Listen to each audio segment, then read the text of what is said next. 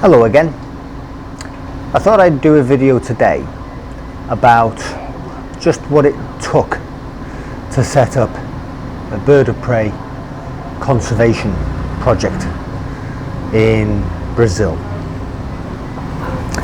I've got here all the papers that were involved in running that project for about 5 years.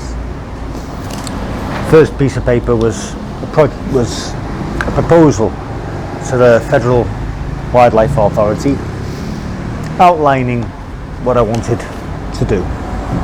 Nothing happened for 2 years. This is despite me going to the agency on a fortnightly basis to say, look, can you give me a progress report please on my application to have a bird of prey project. I joke to people that by speaking to the Federal Wildlife Agency in order to get updates on the project, that's how I learned Portuguese. I had to source a good supply, a reliable supply of food, and I had to make sure that food supply was varied so that the nutritional needs of the birds that I would eventually have would be met. I had to also state in my application how the birds would be identified. So I had to source a supplier of rings. I also had to source a laboratory that could provide DNA sexing of the birds in the collection. Another aspect of the project was actually monitoring the progress of the birds according to falconry training techniques. My suspicion was a lot of the birds that came to me originally that I sourced from things like zoos were healthy birds. Sometimes I had my doubts, and it was very difficult to ensure that the birds were healthy enough to be released. I had to source a vet who would be willing to check up on my birds. I also wanted to do as much science as I could on the birds, things like morphometrics, body measurements.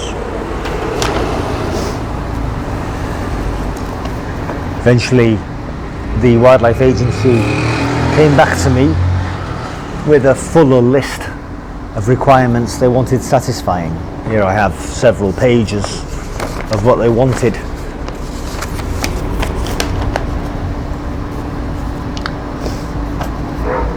About 18 months after I put in the original application, 2 environmentalists from the federal agency came to visit the project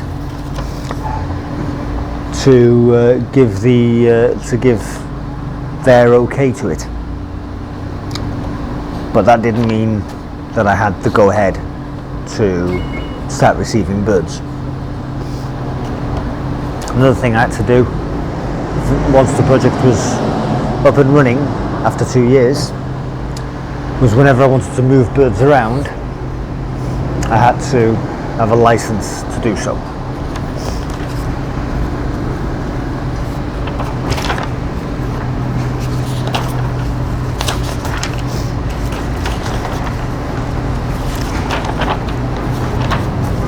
In the end, what happened after a 2-year wait, I had the facility built, ready to receive the first birds, and a painter and decorator came to my house, curious about what all the cages were in my back garden. I'd bought the property in order to have birds in the back garden. And when I explained about the project, he said, I've got a hawk which I'm nursing back to health. I had a collision with it a couple of days ago. Do you want it? So he turned up the next day with this hawk. It was a Savannah hawk. So I went to the authorities and said, look, I've got this hawk, what do I do? And they said, well, you need to get a letter from the person describing the circumstances by which he's given it to you. So I obtained that letter, and within 2 weeks I had my license. It took 2 years.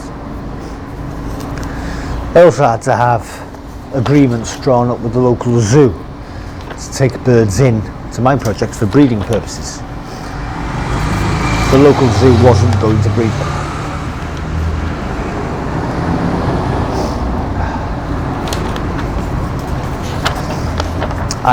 It was part of the permission that if any bird died in my care, then it had to be necropsied.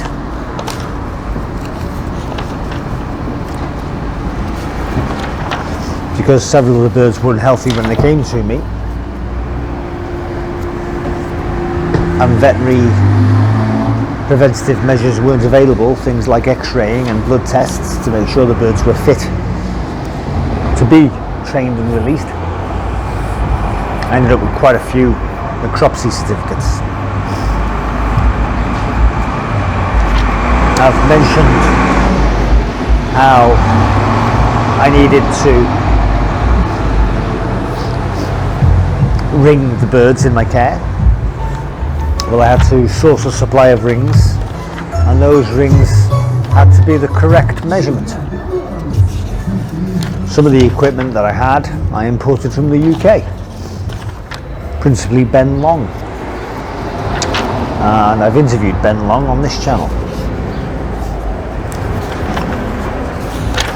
I also imported gear from Martin Jones.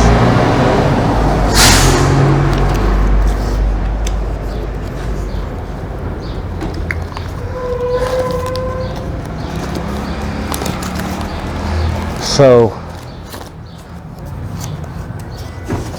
once I had the birds, I had to ensure that I had a place to train them.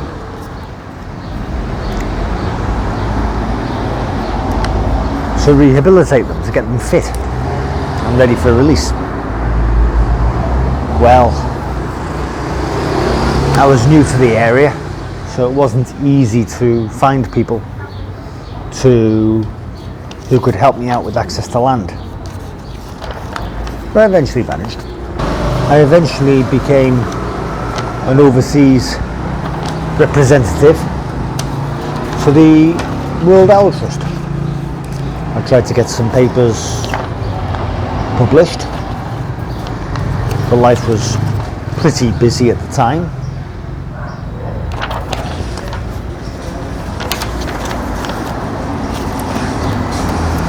Anyway,